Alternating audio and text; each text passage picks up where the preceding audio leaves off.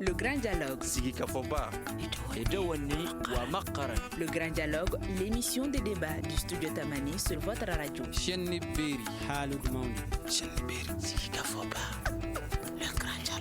Quel est l'impact de la COVID-19 sur la santé et le bien-être des femmes? C'est le thème du Grand Dialogue d'aujourd'hui. Une année après l'apparition de la COVID-19 au Mali, comment les femmes vivent cette situation? Le coronavirus a-t-il entraîné des violences psychologiques, sexuelles et économiques sur les femmes?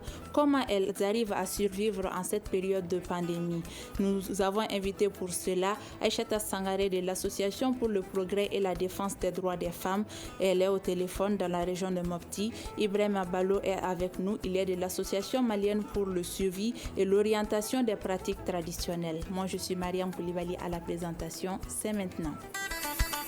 Le Grand Dialogue. Alors, Monsieur Ballo, comment la COVID-19 a impacté les femmes au Mali? Je remercie le studio Tamani qui nous donne l'opportunité de pouvoir parler de la COVID-19 au Mali et son impact sur la santé physique, mentale et même sexuelle sur la femme malienne. Donc je pense que le débat a été ouvert pour ça. Donc la maladie à coronavirus a eu un impact sérieux sur les femmes, sur le plan la santé mentale, physique et même sexuelle. Je pense que nous allons rentrer plus en profondeur. Aïchata Sangaré, dans la région de Mopti, est-ce que vous avez constaté des cas d'impact de la maladie à coronavirus sur les femmes? Alors oui. Est-ce que vous avez constaté des cas d'impact de coronavirus sur les femmes dans la région de Mopti? Oui, ok, merci beaucoup de m'avoir invité d'abord. Je peux dire que oui, j'ai constaté beaucoup d'impact sur les femmes à Mopti. Notamment les femmes déplacées, celles qui sont dans les sites des déplacés. On peut dire qu'elles sont beaucoup plus exposées à la maladie de COVID-19. Comment c'est là? Et ça a beaucoup... Hein? Comment ça? Elles sont impactées plus que les autres femmes?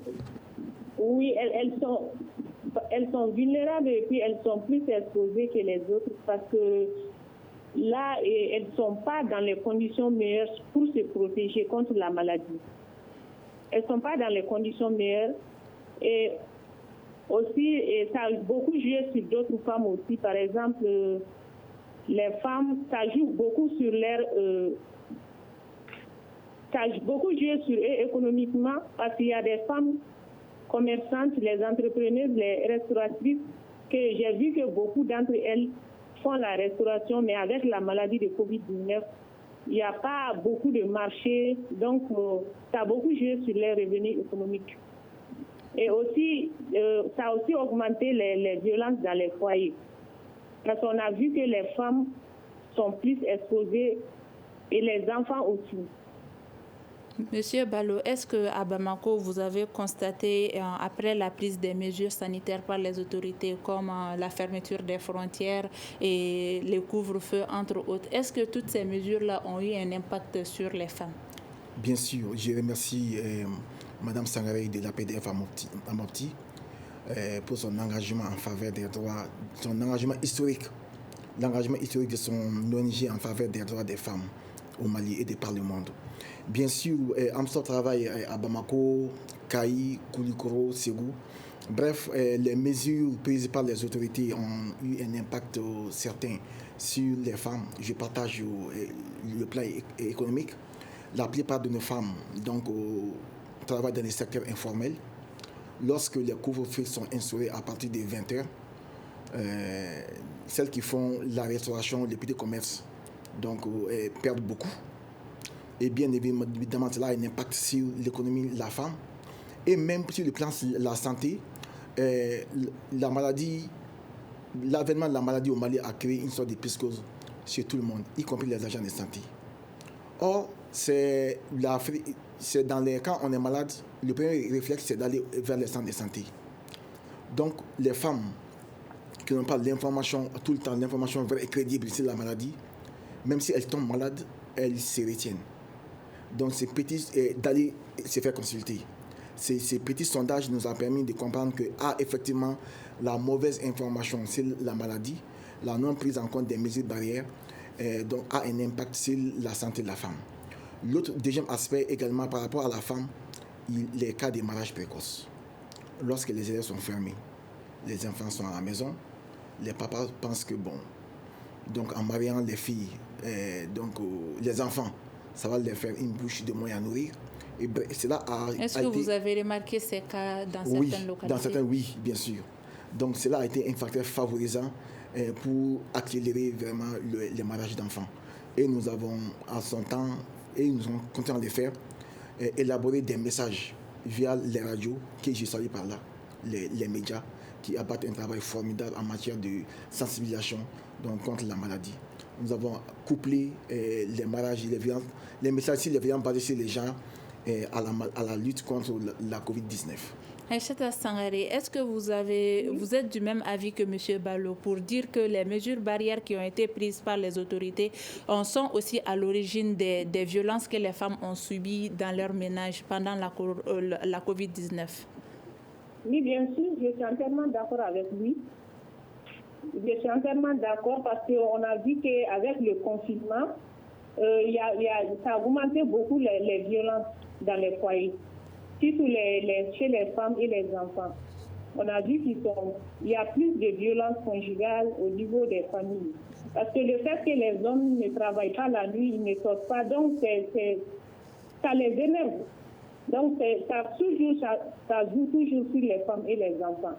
Ça, c'est le premier aspect. Deuxième aspect aussi, comme il l'a dit, les femmes, on a vu que ça joue sur eux, sur le plan sanitaire. Parce que même si elles sont malades, elles refusent d'aller à l'hôpital. Et elles refusent aussi d'amener les enfants pour les faire vacciner parce qu'elles se disent qu'une fois qu'on part à l'hôpital, seulement on dit que c'est le coronavirus. Donc à cause de ça, beaucoup psychologiquement, ils refusent d'aller à l'hôpital même pour se faire soigner ou bien pour soigner leurs enfants. Les femmes psychologiquement ne demandent pas de l'aide. Est-ce que dans cette situation, des femmes ont eu recours à votre structure ou bien à votre connaissance, elles se sont rapprochées d'autres structures pour demander de l'aide? Dans ce genre de situation, vont-elles vers vous? Oui, bien sûr, nous avons été sollicités plusieurs fois et nous continuons à l'être. Et il y a d'autres structures aussi qui travaillent en faveur des droits des femmes et des enfants qui sont également sollicités, y compris les ministères de la promotion de la femme, de l'enfant et de la famille. Nous sommes sollicités parce que, donc, avec l'impact de cette maladie, les femmes voient leurs revenus diminuer lorsque les frontières sont fermées, lorsque vraiment celles qui entretiennent la restauration ne peut pas mener vraiment ce commerce-là comme elles le souhaitent. Donc, déjà, sur le plan financier, elles sont étouffées. Là, c'était devenu agonisant. Donc, nous avons développé à notre niveau des programmes qui consistent à développer la résilience de ces femmes-là face à l'impact du Covid-19. Donc, notre travail, c'est d'abord les rassurer que vraiment, bien sûr, la maladie, elle existe. Ce n'est pas par gaieté de cœur que les pouvoirs publics ont fait ça. Donc, ailleurs, ce qu'on voit, donc ça impacte sérieusement sur la communauté. On ne veut pas que ça arrive comme ça chez nous. Sinon, nos cimetières seront remplis. Donc, ce sont des mesures que les autorités ont prises. Mais il va falloir nous organiser en conséquence et vivre avec. Mais bon, dans un pays pauvre, comment venir compenser le complément que les femmes perdent? Donc, nous, avec nos partenaires, nous avons réfléchi au comment monter des programmes socio-économiques qui permettent à ces femmes-là de s'organiser pour pouvoir aller de l'avant. Par exemple, nous avons confectionné des masques pour les femmes avec le tissu local. Mais qu'est-ce que nous avons fait? Nous avons donné ce marché aux femmes qui opèrent dans les secteurs de la coupe et couture. Voilà. Donc, en un premier temps, ça apporte quelque chose. Et en un deuxième temps, on les met en avant également par rapport à la sensibilisation. Donc ça, c'est un autre aspect. L'autre aspect également, c'est que nous avons beaucoup collaboré avec les structures de santé pour qu'on puisse comprendre les femmes à ce niveau-là. Les prestations de services qui vraiment se soient disponibles 24 heures sur 24 Et également, nous octroyons c'est pas beaucoup, mais avec nos moyens, nous octroyons des alternatives aux femmes pour pouvoir pour se faire un peu de revenus eu égard vraiment à l'impact du Covid-19. Aïssata Sangaré, est-ce que des femmes sont allées vers votre organisation pour demander de l'aide? Et si oui, quel genre d'aide? Oui, bien sûr. Il y a des groupements de femmes qui sont venus nous voir pour, par exemple, pour avoir des masques. On a offert des masques à certains groupements de femmes. Et aussi, il y a des femmes qui viennent aussi nous demander de l'aide par rapport aux AGR, les activités génératrices de revenus. Comme la teinture, on fait la teinture, la savonnerie, la coupe et couture et la transformation des produits locaux. Donc, il y a beaucoup de femmes aussi qui sont venues nous solliciter pour dire qu'elles vont faire les AGR, soit en savonnerie, en coupe et couture, ou en teinture. Parce qu'on a vu que la maladie de Covid-19 a beaucoup joué sur leur activité génératrice de revenus. Avec la fermeture des frontières, il y a beaucoup de femmes commerçantes qui ne font plus le commerce, qui sont assises à la maison comme ça. Et les restauratrices aussi, les gens ne viennent plus, elles n'ont pas de clients. Donc avec ça, elles préfèrent faire des AGR au lieu de s'asseoir à la maison. Donc c'est ce genre d'aide qu'on a fait aux femmes. Monsieur Ballo, est-ce que vous avez constaté en cette période de pandémie une hausse des cas de violence sexuelle ou conjugale? Oui. Les réseaux sociaux nous faisaient amuser à Bamako. Donc les femmes qui commentent le fait que les maris sont obligés de rester à la maison, maintenant elles contrôlent. Bon, enfin, elles ont leur mari à temps voulu. Donc ça nous faisait un peu marrer, mais bon, cela a eu un impact évidemment sérieux sur la vie conjugale, puisque les maris qui ne peuvent pas aller se défouler, entre guillemets. Donc quand on sort, c'est pour peut-être souvent aller se défouler, se dégager l'esprit, se distraire quelque part. Mais bon, lorsque c'est là, on est contraint de rester à la maison, il y a la monotonie, il y a le stress. Donc on pense que bon, à la moindre des choses, donc on se défoule. Maintenant c'est la femme.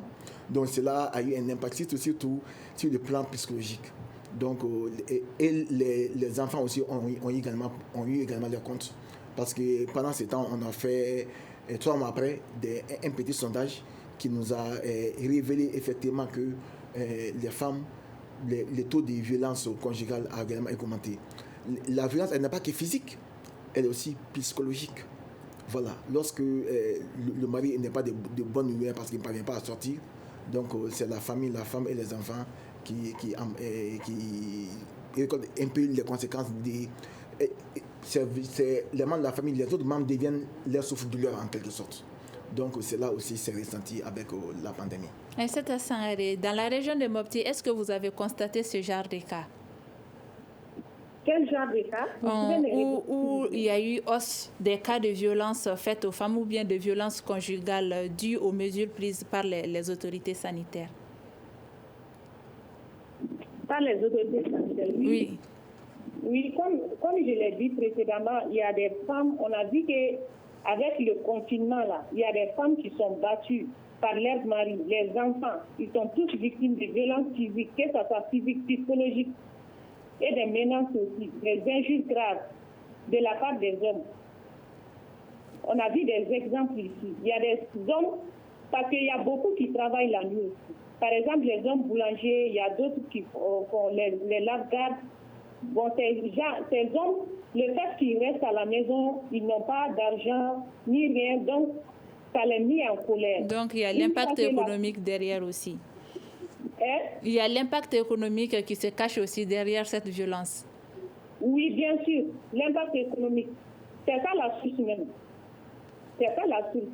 Donc on a vu que ça a un peu augmenté les violences conjugales. C'est pourquoi au niveau de notre centre ici, on fait des sensibilisations, on continue à faire des sensibilisations toujours sur les mesures barrières, le respect des mesures barrières sur le Covid-19. Parce qu'ici à Mopti, on a même constaté que les gens ont du mal à croire à cette pandémie-là. Les gens ne croient même pas à la maladie. Ça, c'est le problème primordial.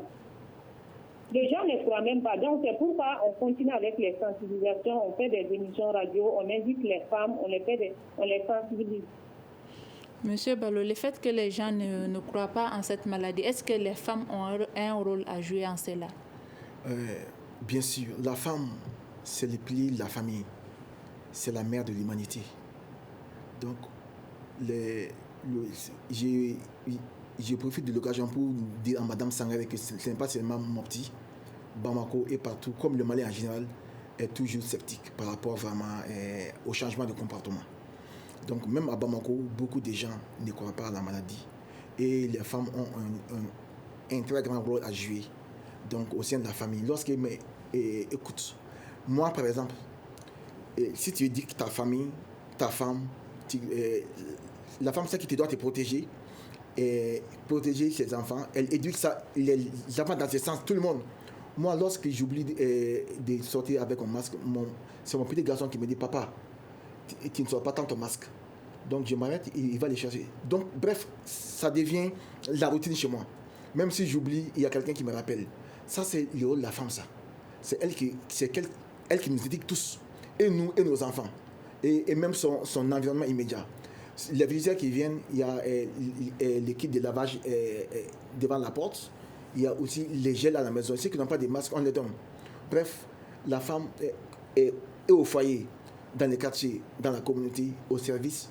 La femme est au centre vraiment de cette prévention. Et il faut valoriser vraiment son rôle. Madame Sangaré, qu'est-ce que les femmes peuvent faire maintenant pour faire adhérer toute la communauté aux mesures barrières adoptées par les autorités pour lutter contre la maladie? Bon, comme M. Ballo l'a dit, c'est la femme qui est comment dirais-je, le noyau de tout dans la société. Si la femme veut changer le monde, elle le peut. Par son comportement, parce que tout d'abord, ça commence dans la famille. C'est la femme qui éduque les enfants. L'homme n'est pas toujours dans la famille. C'est la femme qui est là. Donc, c'est elle qui doit tout faire pour respecter ces mesures barrières, la protéger, elle, ses enfants et son mari. Parce que je ne vais pas dire qu'au Mali, ici, les hommes n'ont pas le temps pour ça. Donc, c'est la femme qui est là pour ça. Déjà, ça commence dans la famille et ensuite la société et ensuite dans la communauté. Parce que même ici, nous, on fait les sensibilisations. Ce n'est pas avec les hommes, mais c'est avec les groupements de femmes. Parce qu'on pense que les femmes, elles sont capables de changer la situation et elles sont capables aussi, si elles le veulent, elles peuvent convaincre les hommes à changer de comportement. Dans votre région, est-ce que vous avez constaté des actions de ce genre, des femmes qui se mobilisent pour faire de telle sorte que les gens puissent comprendre que cette maladie existe bel et bien chez nous? Ici à Mopti? Oui. Non. Non, parce que le problème, c'est ça. Parce que ici, la plupart de la communauté ne croit pas à la maladie, même les femmes. C'est pourquoi nous, on continue avec la sensibilisation. Les gens ne croient même pas à la maladie. Quel est l'impact de la COVID-19 sur la santé et le bien-être de la femme? C'est le thème du grand dialogue d'aujourd'hui. Et on a parlé de l'impact sur les femmes. Maintenant, on va parler aussi de l'impact sanitaire. Avec la venue de cette maladie, est-ce qu'il n'y a pas une diminution de la fréquentation des centres de santé aussi par les femmes? Absolument, madame. Au début de mon intervention, j'en ai parlé. Et même les taux de consultation prénatale a fortement diminué, puisque les femmes, là, au départ, je pense que nous avons fait une faute professionnelle en matière de communication. Je dis nos acteurs qui interviennent auprès des communautés. Donc, sur les gestes barrières, les gens ont eu finalement peur de partir vers les centres de santé. Oui. Donc, quand ça se présente comme ça, une femme qui doit aller en CPN, donc c'est réserve de partir. Et elle et les enfants, je pense que Mme Sangaré en a parlé. Donc cela a un impact évident donc, sur les taux, les taux de consultation prénatale, postnatale. Donc cela aussi impacte véritablement la santé sexuelle et reproductive chez la femme. Puisque vraiment, elle ne va pas développer cette grossesse-là dans de meilleures conditions, dans des conditions souhaitables. Voilà. Madame Sangaré, est-ce que, selon vous, cette maladie aussi a eu un impact sur la santé de la reproduction de la femme dans votre localité? Oui, bien sûr. Ici, c'est pire.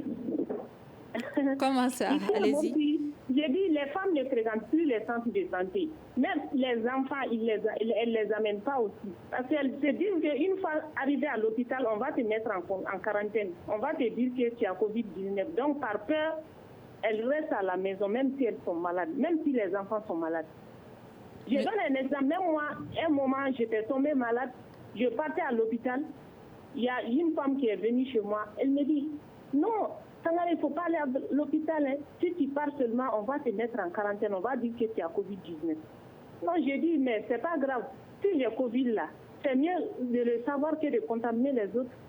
Bon, ici, les gens ont cette mentalité-là. Une fois qu'on part à l'hôpital, on te dit que tu as Covid-19. Donc, à force de se mettre cette idée-là en tête, les femmes ne vont même pas à l'hôpital. Ni elles, ni les enfants. Donc, c'est ça le grand problème. Qu'est-ce qu'on doit faire maintenant pour atténuer les conséquences sanitaires et sociales du Covid-19 sur les femmes? Madame Sangare, toujours. Oui, mais c'est ce que j'ai dit. On continue toujours avec les sensibilisations. Depuis longtemps, on fait des sensibilisations. Si les sensibilisations n'apportent pas leurs fruits, qu'est-ce qu'il faudrait faire alors? Est-ce qu'il faut aller avec la manière forte selon d'autres? Bon, je pense qu'il faut, le gouvernement doit prendre des dispositions pour les gens. Par exemple, même ici à l'hôpital, on ne te laisse pas entrer là-bas si tu n'as pas de masque. On ne te laisse pas entrer si tu n'as pas de masque et si tu ne te laves pas les mains. Donc moi, je pense qu'on doit exiger le respect des mesures barrières. Monsieur Bello, la sensibilisation ne suffit pas, mais il faut exiger, que ce soit à l'hôpital, dans les banques, des lieux publics là. Il faut que le gouvernement prenne des mesures strictes pour ça. Êtes-vous d'accord avec Mme Sangare sur le fait que les autorités aussi doivent prendre leurs responsabilités? Oui, les autorités doivent prendre leurs responsabilités en étant assez rigides sur vraiment les dispositifs à prendre. Et également changer de stratégie, également rapprocher beaucoup plus les services socio-sanitaires de la population. Avec le cas de la planification familiale, nous avons vu des cliniques mobiles. Donc avec l'impact du Covid-19, pourquoi ne pas également faire vraiment des cliniques mobiles pour que vraiment les femmes puissent avoir facilement accès vraiment à des structures de santé pendant leur maladie ou même pendant leur grossesse. Donc il faut voir les deux quoi. Donc, mettre des barrières, être assez strict par rapport aux mesures barrières et également rapprocher beaucoup plus les services socio-sanitaires des communautés. Si les femmes ne vont pas vers les structures de santé, faire de telle sorte que les structures de santé viennent un peu plus proches des femmes pour que l'accès puisse leur être beaucoup plus facile. On a parlé de beaucoup de difficultés auxquelles les femmes sont confrontées pendant cette pandémie à Covid-19. Maintenant, elles sont dans cette difficulté-là. Comment est-ce qu'elles gèrent leur quotidien selon vous, M. Balou? C'est assez délicat, mais je pense que les femmes, nous commençons tous à comprendre que, pas seulement les femmes, nous tous, que cette maladie, il va falloir vivre avec. Voilà, donc ça fait plus d'un an, à peu près un an maintenant. Donc il va falloir vivre avec. Elles ont développé des capacités de résilience, Dieu merci, et développer d'autres stratégies, des stratégies pour pouvoir s'adapter. Donc nous devons être dans la logique que jusqu'à présent, bien sûr ailleurs, il y a eu les vaccins, ça commence à venir. Chez nous, il n'y en a pas pour le moment. Donc nous devons continuer à vivre, continuer à exercer vraiment notre profession, nos professions respectives pour faire vivre nos familles, mener une vie normale, tout en respectant scrupuleusement les mesures barrières. Voilà, donc on vit avec la maladie, donc, mais ces émissions se passent quotidiennement, non? Il y a des mesures barrières qui sont prises. Donc si tout le monde est conscient que la maladie là, ça va finir maintenant, il va falloir qu'on puisse amener à vivre avec et à nous adapter à la situation.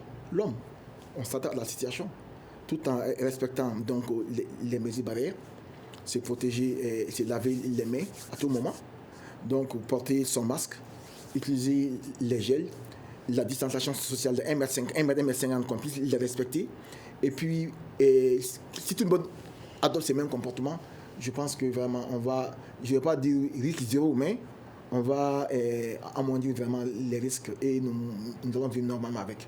Aïssata Sangaré, dans la région de Mopti, est-ce que les femmes commencent à s'adapter à cette maladie? Ici, oui. Oui. Oui, elles commencent à s'adapter à cette maladie. Comment? Mais le problème est qu'elles ne croient pas. C'est ça le problème. Il y a beaucoup, les 90% de la population du monde qui ne croient pas à la maladie. D'accord. Monsieur Ballo, qu'est-ce qu'il faut faire aujourd'hui pour redynamiser le secteur économique des femmes qui a connu une chute lors de cette maladie-là? Très bonne question.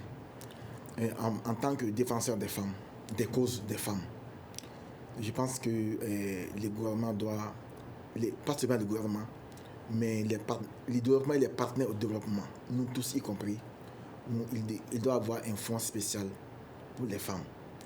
Surtout pour celles qui œuvrent dans le secteur informel. Oui, permettre aux femmes d'avoir accès vraiment à certaines ressources pour elles-mêmes. Donc, dédouaner les femmes de certaines charges fiscales et renforcer leurs capacités, donc eu égard à la situation actuelle, pour que vraiment les femmes puissent vraiment s'insérer normalement dans le tissu social dont leur place est tellement importante au niveau du Mali. Aïssata Sangaré, comment aider ces femmes touchées par la maladie à COVID-19 à se relever, économiquement parlant? Économiquement? Oui. Bon, moi, je pense que le gouvernement doit les appuyer. Bien, parce que les ONG les appuient aussi, mais ça ne suffit pas. Moi, je pense que le gouvernement aussi doit les appuyer économiquement pour qu'elles puissent, se résilier et continuer avec leurs activités économiques. Aujourd'hui, qu'est-ce qu'elles demandent? Dans la région de Mopti, qu'est-ce que les femmes veulent?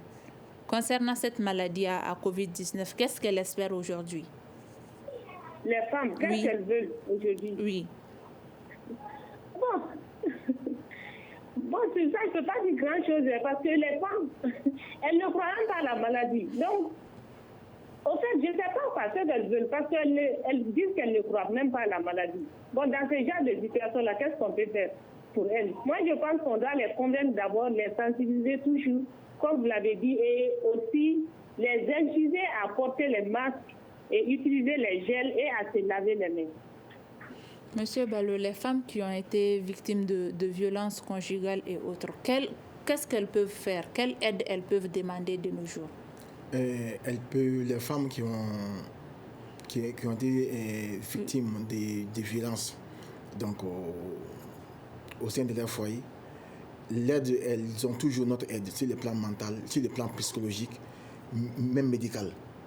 Dieu merci à Mopti, à Ségou, Sikasso, Kaï, Bamako, Koulikoro et tous récemment Kangaba, le gouvernement et les FINAP ont mis en place des one-stop centers, des guichets uniques, un espace où une femme qui a été victime de violence peut se rendre pour solliciter un appui sur le plan médical gratuit, psychosocial gratuit, juridique gratuitement.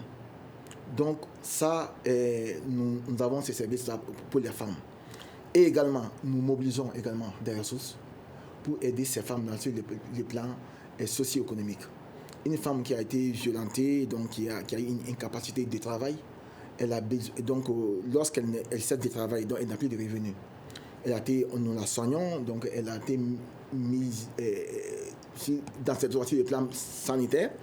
Il faut également l'accompagner vraiment financièrement pour qu'elle puisse s'insérer de nouveau dans les tissus économiques. C'est ce que nous essayons de faire et c'est ce que l'État aussi doit songer à faire en mettant en place également des ressources, des fonds d'accès facile pour ces femmes qui ont été victimes de violences.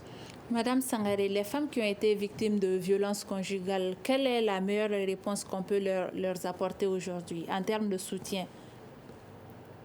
Les femmes qui ont été victimes de violences conjugales pendant cette période de COVID-19, quel recours elles peuvent faire pour rentrer dans leurs droits, par exemple? Bon, elle peut faire recours aux ONG, par exemple, à l'APDEF, il y a beaucoup d'ONG, comme M. Ballot l'a dit, il y a One Stop Center, il y a Audi Sahel qui est là, il y a AMSS qui est là. Toutes ces ONG-là soutiennent les femmes. Donc, elles peuvent faire recours à ces ONG et on peut les appuyer psychologiquement, médicalement, même juridiquement. On peut les accompagner, on peut les aider dans ces sens aussi. Monsieur Ballot, on parle souvent d'impact négatif sur les femmes. Est-ce qu'il y a un côté positif en cette maladie? Est-ce qu'on n'a pas eu un réveil de conscience à un moment avec l'arrivée de cette maladie? Je dirais, si le côté positif, au niveau de cette maladie, c'est que les gestes barrières contribuent également à nous Par exemple, éviter. Avec la fermeture des frontières, on a compris qu'il faudra mieux s'orienter vers les produits locaux et autres. Est-ce que ceux-là ne sont pas des avantages? Ça n'a pas permis de telle sorte que les autorités comprennent à ce qu'on doit essayer de se recentrer sur le local, essayer de miser sur nous-mêmes avant de penser aux autres. Est-ce que ce n'est pas un peu les côtés bénéfiques de la chose? Je pense bien. Je m'explique. Tout d'abord, le fait de laver les mains au savon, de porter le masque, d'utiliser les gels. Donc, certaines maladies liées à la malpropreté ont tendance à diminuer. Ça, c'est un impact positif. L'autre aspect également que je regrette beaucoup, c'est que avant la maladie, on devait prendre conscience que le développement passe par la valorisation des ressources locales. Lorsque les masques là, mais nous, au départ c'était cher, les masques à usage unique. Donc on s'est dit, mais pourquoi ne pas utiliser des tissus de chez nous, donc le produit local qu'on peut valoriser et nous protéger. On a commencé par là. Et ensuite, lorsque les frontières ont été fermées, donc il y a des produits locaux qu'on peut trouver chez nous. Donc, il faudra nous rabattre là-dessus. Donc, nous avons compris. Mais j'espère qu'après le Covid-19, ce secteur, au niveau de l'économie, va continuer vraiment à monter la pente. Parce que vraiment, tout développement doit être d'abord endogène. Donc, on s'appuie sur vraiment nos valeurs locales d'abord pour pouvoir vraiment monter. Madame Sangaré, avez-vous remarqué des bons côtés, on peut dire, à la maladie à Covid-19 depuis son apparition au Mali? Bon, les bons côtés est que tout d'abord, on peut se protéger contre la maladie. Le fait de se protéger même, bien sûr, il y a des masques pour ça, il y a des gels, tout ça là pour se protéger. Ça, c'est déjà un côté positif.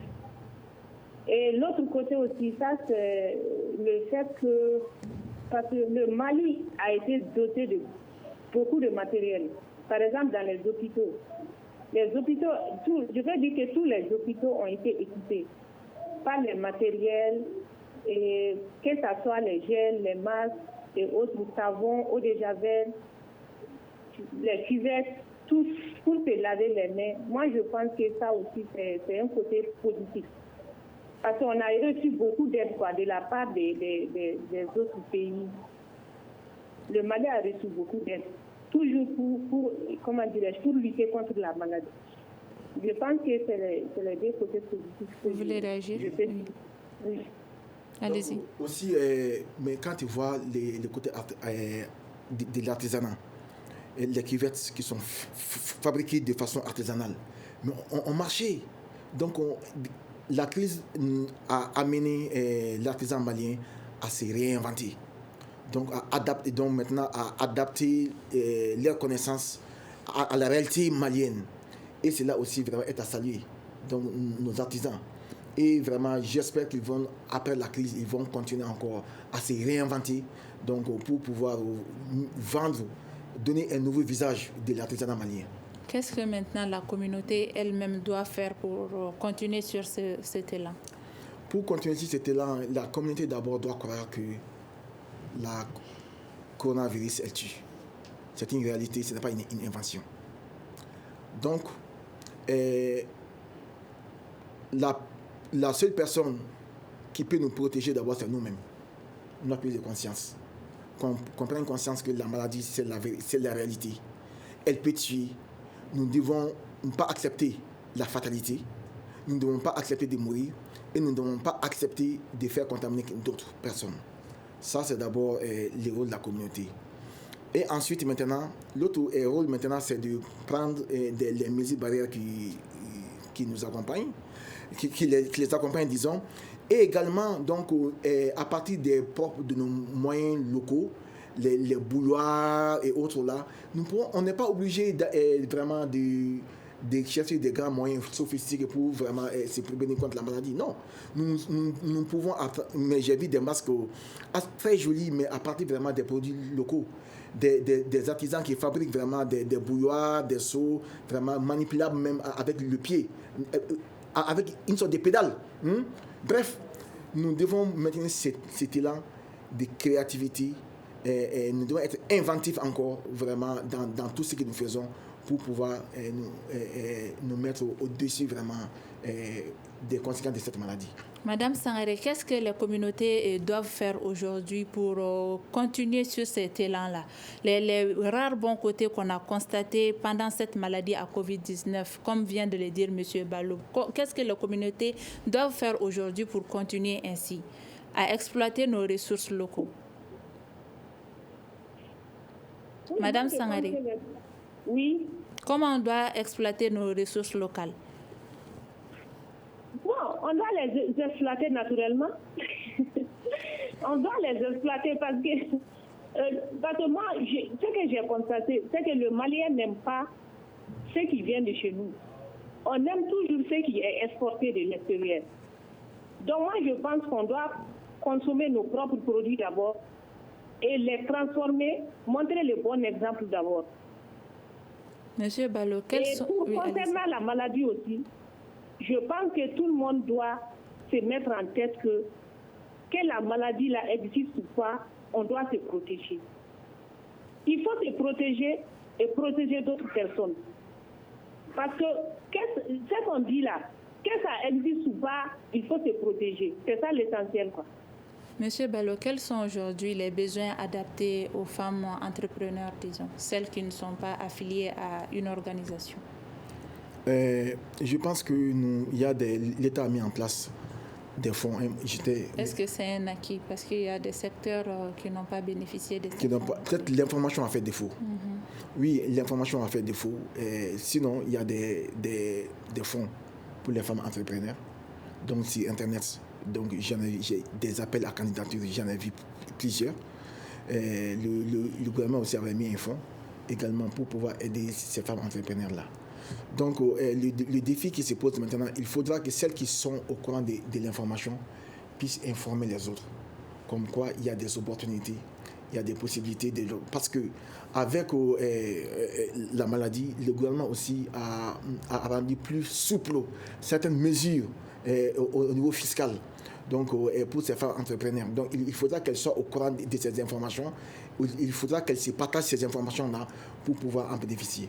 Madame Sangaré, est-ce que des femmes ont bénéficié des appuis des autorités dans votre localité?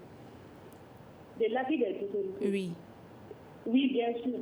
Par exemple, de la promotion de la femme, direction régionale de la promotion de la femme. Donc, ils ont donné des masques, des gels, des savons aux femmes, au groupement de femmes. C'est un peu toujours les aider dans ce sens-là, de se protéger et de respecter les mesures barrières. On parle souvent... Oui, allez-y. Aussi, je pense qu'il y a l'association. L'association des femmes entrepreneurs de Mali, donc qui est assez bien organisée. Et j'invite les femmes entrepreneurs à intégrer cette association. Plus elles sont unies, mais mieux elles seront, plus elles sont unies, plus elles seront fortes, et plus elles vont défendre leurs intérêts, donc devant l'État. On parle souvent d'impact et d'aide de la part de l'État, mais qu'est-ce que les conjoints aussi doivent faire de nos jours pour appuyer les femmes en cette période difficile? En cette période difficile, les conjoints, comme on dit le mot, ce sont les conjoints, c'est vraiment les conjoints. Il faut être là. Sois attentif à ta conjointe. Que nous avançons tous dans la famille une période difficile, une période conjoncturelle. Voilà, elle est structurelle. Et cet appui psychologique, plus d'affectivité, plus de compréhension, plus d'accompagnement sur le plan psychologique, affectif et même financier aiderait beaucoup la femme.